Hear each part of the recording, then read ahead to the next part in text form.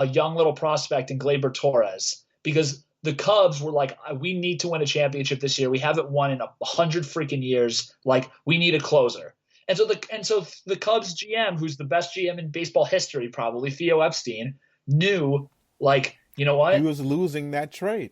Yeah, he was like, you know what? I'm giving up an unbelievable prospect in Gleyber Torres, who I know could be a superstar, and I'm getting a really good closer, but a guy who is not a Mariano Rivera or anything. But I need a closer because this is my window right now, and and I kind of think that's the way Marks has to start viewing a lot of these trades. I think it has to be like enough of like enough of these like it has to be a ripoff where like everyone on ESPN is giving the Nets an A+ and the other team a D or whatever in the grades. Like get a B- for all I care. But if you told me tomorrow the Nets gave it up an unprotected pick in 3 years or something like that for PJ Tucker, like I'll live with it. Like all right, maybe there's a chance that KD and Kyrie both leave and that pick won't be good. I don't know, but you hit a certain point where you got to start hedging a little bit towards, or not, sorry, do the opposite of hedging and just start putting your eggs in this basket because these windows in the NBA are freaking small. And the Nets what's frustrating about it, and now I'm getting more passionate. What's frustrating about it is that the Nets know the window's small. Like they have KD and Kyrie for max 3 years, most likely two, and then we'll see what they do after the fact.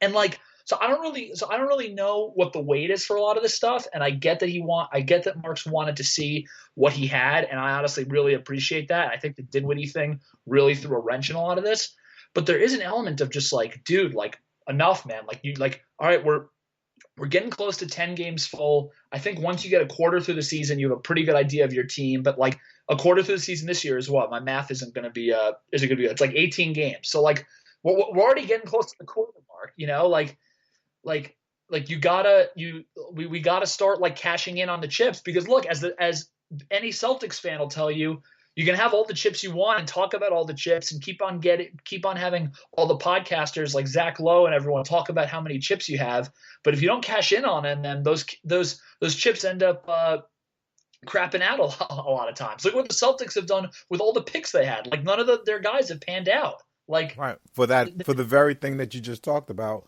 not wanting to lose a trade. They they basically, well, they traded for Kyrie. So But they barely even gave up. I mean that was a massive ripoff. They barely gave up anything in that in the end because Isaiah's body was done at that point. and the draft picks, they are what they are, Yep. at the end of the day. But look, my thing is, none of these games are indicative of what's going to happen the whole season. Yep. They won't stay in the ninth seed, I don't think. The way this team is currently formulated, they're between the fifth and the sixth seed right now.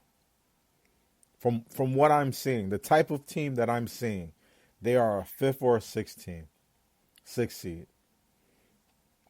They're not better than the Atlanta Hawks. They're just not. They don't have the horses to run with that team.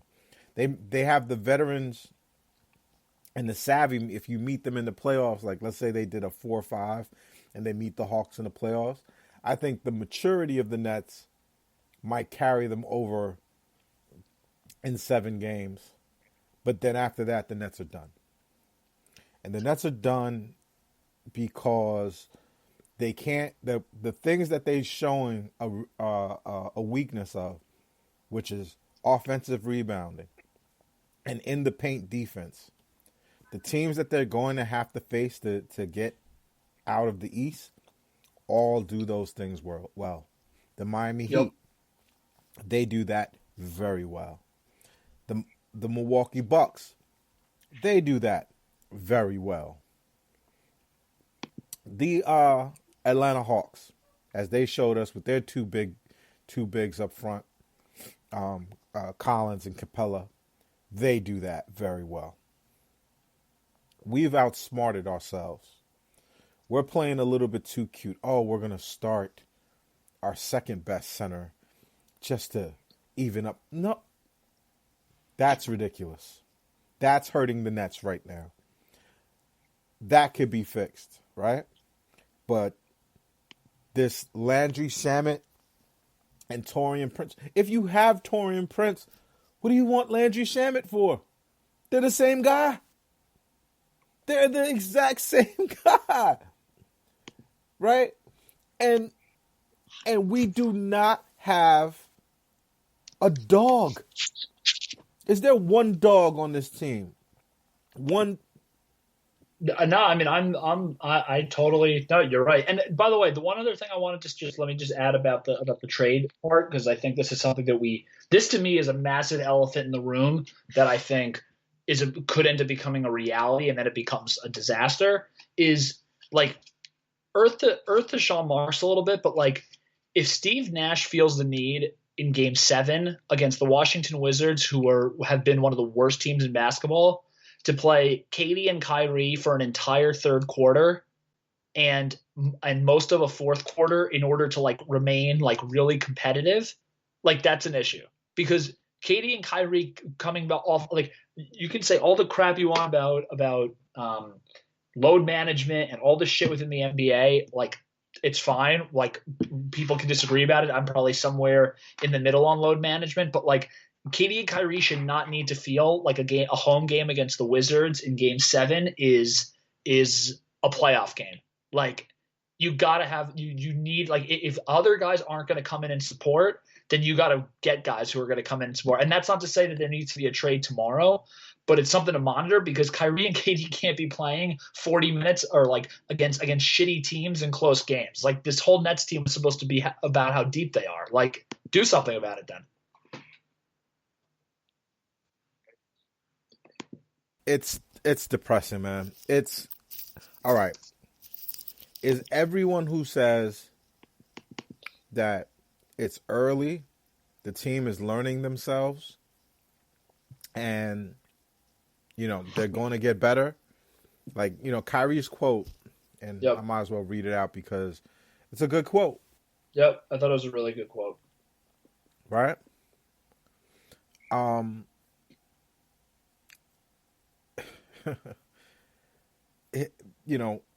It sucks because I just lost it. I got have. you. Want to go ahead? You read it.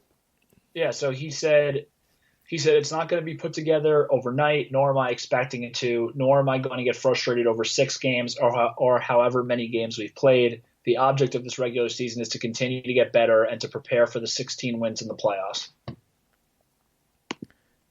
I'm sorry. I first of all, I love the leadership of Kyrie to step up and say this.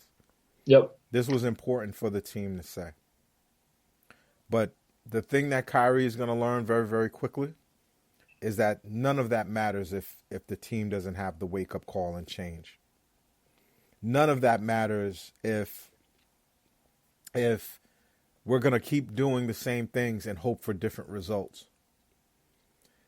Kyrie has never played on a team with this bad of a defensive supporting cast.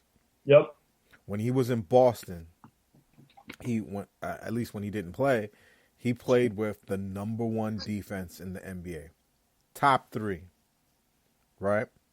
Yeah, some of his Cleveland teams weren't great, but they at least really locked up in the playoffs, and they had the bruisers of like Tristan and Love and Mozgov and some of those guys at times.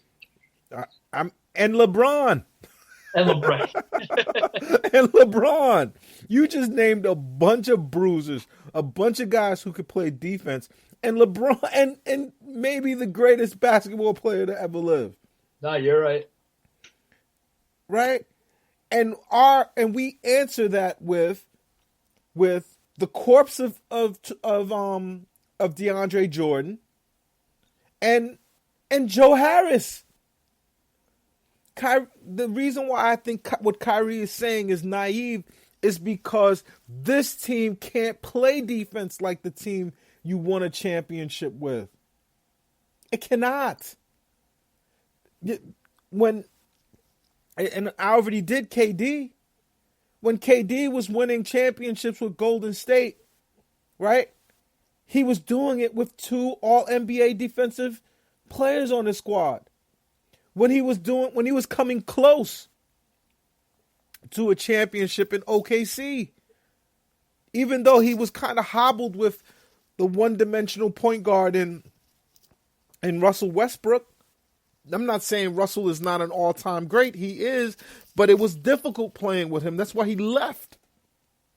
But he still had all NBA defensive players. He had Steven Adams, which is like playing with Sasquatch. Oh yeah, the defense he had at the end, especially in a playoff setting, was basically was in my opinion just out of this world insane with the length of like Roberson, Ibaka, Adams, even Russ then was much better on D than he is now. Dude, Bogut was better than what this dude DeAndre Jordan is giving us right now. I'm just talking about better in the aspect of Bogut would try to hurt other players. Bogut was good for 5 hard fouls every single game. And when they went to the death lineup, it was the death lineup before KD got there. They were doing that shit with Harrison Barnes.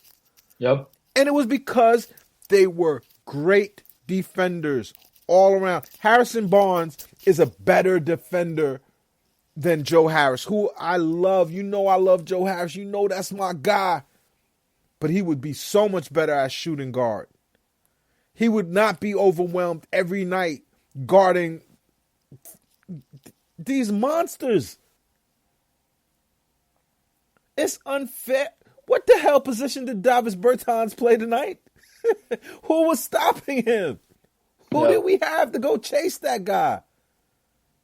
Thomas Bryant. What?